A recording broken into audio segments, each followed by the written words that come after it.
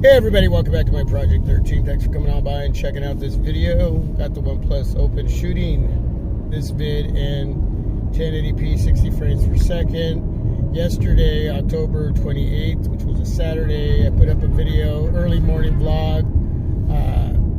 First video test in the dark like this, very low light situation at 4K 60 frames per second. And I rewatched the video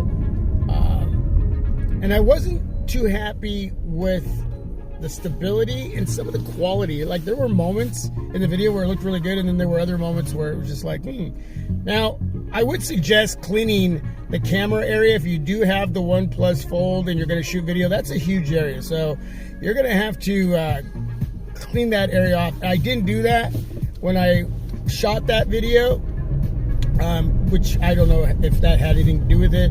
I did use my windshield mount, which is a suction windshield type of mount, and I don't know if that had anything to do with the stability. It could have just been the OnePlus Fold, right? Or Open. I keep wanting to call it the Fold, the OnePlus Fold. It's the OnePlus Open. So if I say Fold, my apologies.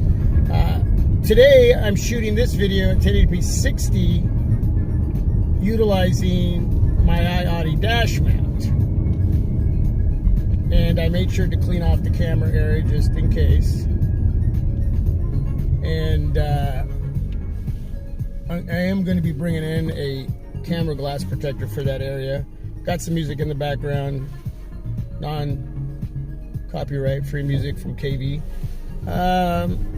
It's called Vision, for those of you that want to know that.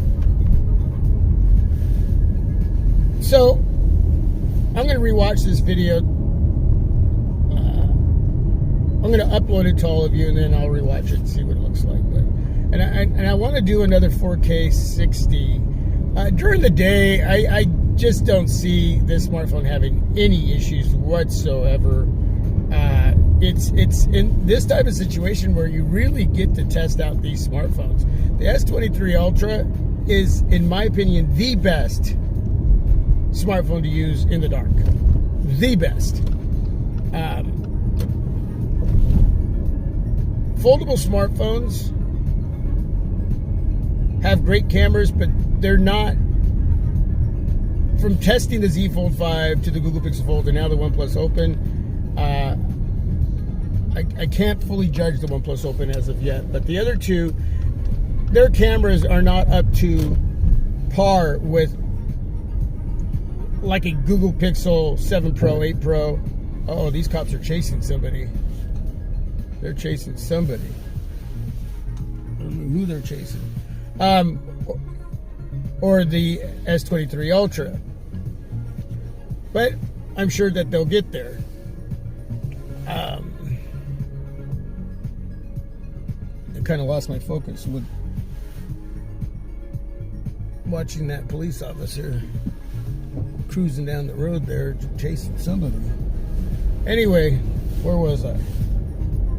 Anyway, I'm going to rewatch this video and see where the quality is, and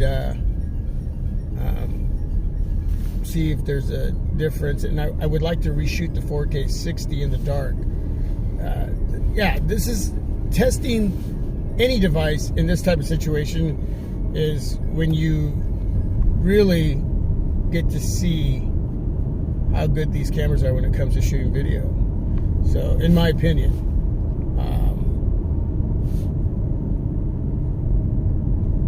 if the crease is going to be something that bothers you and you haven't jumped into the foldable world yet,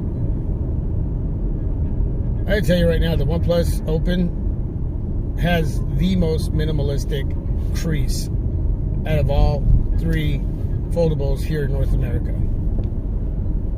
So, but you got to have the whole package, right? I mean, when you're considering buying any of these devices, it's got to check the boxes. But if that's one area that has to be checked, the crease is, wow. Yeah. I would say the OnePlus Open is number one right now with the crease. Z Fold 5 number 2, and the Google Pixel Fold number 3.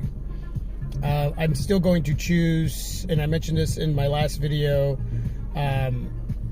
which was an early morning vlog, the one that I was just talking about using the suction mount in comparison to the iAudi mount. As far as design right now, I'm OnePlus Open. Number 2, Google Pixel Fold. Number 3, Z Fold 5. And I'm already seeing rumors as far as the Z Fold 6 having more of a OnePlus Open look as far as design. So that's going to be something to look forward to. By then, that'll probably come out first, and then you're going to have these other foldables that will have their second generation. So you're going to really see the competition just heat up, which is really cool to see. You know, and I just hope other companies, I'd like to see Motorola put out a foldable. I really would. I'm just cruising right now just to be able to have time to shoot this video. I think I'm going to find somewhere to turn around here though. Probably go to this gas station and turn around. Really, really dark right here. Really super dark.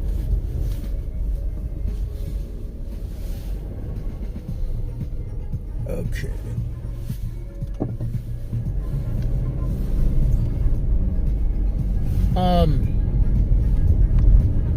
So far, the user experience for me on the OnePlus Open has been very smooth. No hiccups, nothing going on that I can give you right now in the negative.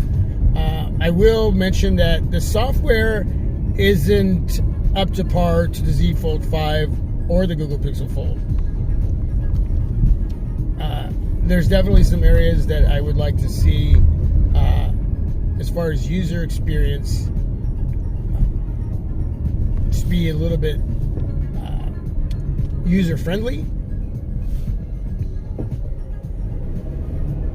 I don't like the fact that you can only have 4 rows on the cover display instead of 5. Now, hopefully with a software update that can change, but I think I get what OnePlus is doing here.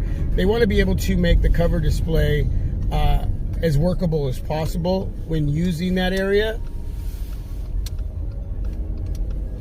But it would be nice just to have the user, me, choose that option. I don't know. I'm assuming that, so I don't know. But I was watching Jay Will's video, and he was trying to find where he could get that 5th row for your apps on your cover display, not realizing that it's not available. And I haven't found it, and I went online to look up that information, and from what I've gathered, you can't do it. So I'm sure he knows that now.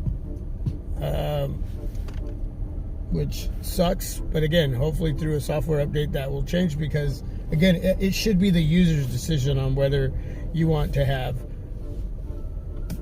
4 rows, 5 rows, 6 rows of apps, you know, those icons that you have the ability to change for whatever app you choose to have on your foldable smartphone, the OnePlus Open. So anyway, I do have one screenshot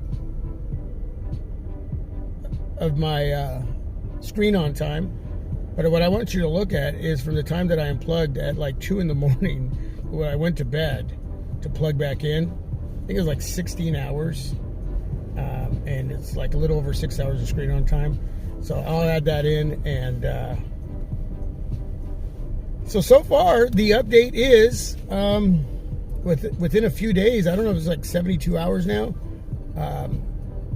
It's been a great one. I mean, I hate to at this point recommend it over the other 2 foldables because it's still early.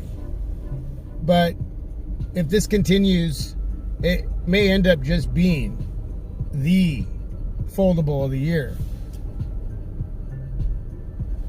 And I know this is OnePlus's first attempt, but they do have their sister company, Oppo, which already has a foldable, so they already had an idea of what they were getting into and how they were going to go about this. So not necessarily completely new to the game, but the form factor just wow. It sits in the palm of my hand. Yeah, it's like having a regular smartphone. Feels great, looks great. User experience so far is a thumbs up. Battery life looks like it's going to be a thumbs up. Software needs some work. The multitasking on the larger display is sweet. I'm learning to use that area, so I'm digging that.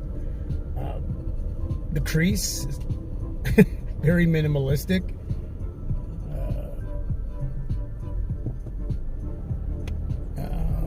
I guess at this point that's it, man. So hopefully the video just looks that much better than yesterday's 4K 60.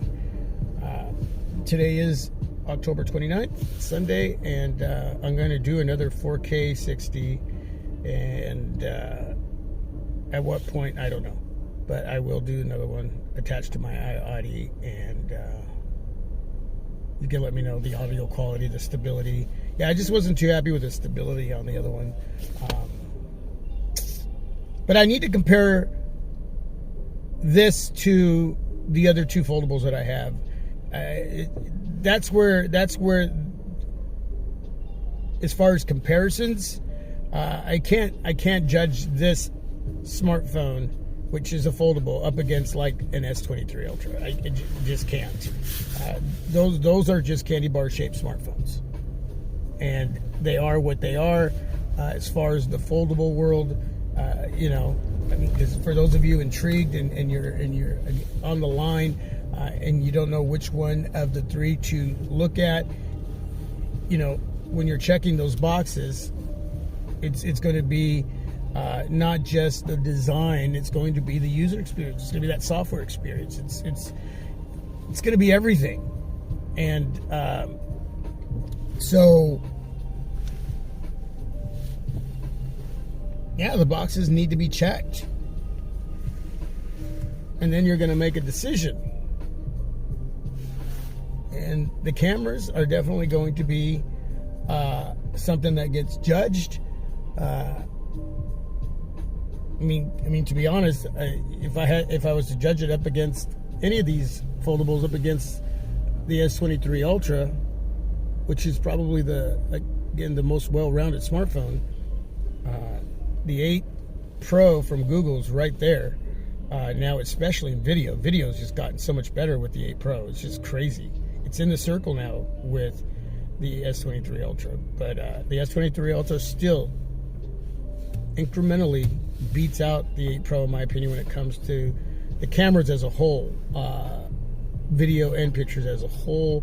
But if you're going to single out pictures and video, the Pixel is right there as far, you know, with the 8 Pro. But yeah, I mean, you want to know which foldable is going to have the better cameras. So if that's your area and you don't mind software as much, you're not too picky in that area, you're not too picky in the design, the form factor, you know, you're just more concerned about like battery life, you know, making sure you have a smooth experience and performance. Again, software not such a big deal, but the cameras are, then wow, at this point, I don't know. I still have more testing with the OnePlus Open, so that's a hard one, man. I'm gonna get back to you on that. Anyway, I know I was talking about something else and I got thrown off track. That's it. I'm done. Again, the OnePlus Open at 1080p, 60 frames per second. Please let me know how everything looks, how everything sounds, and how the stability did in this video. And I'm out. God bless you all. Thanks for watching. The journey continues with the OnePlus Open, so stay tuned for more. God bless. Peace.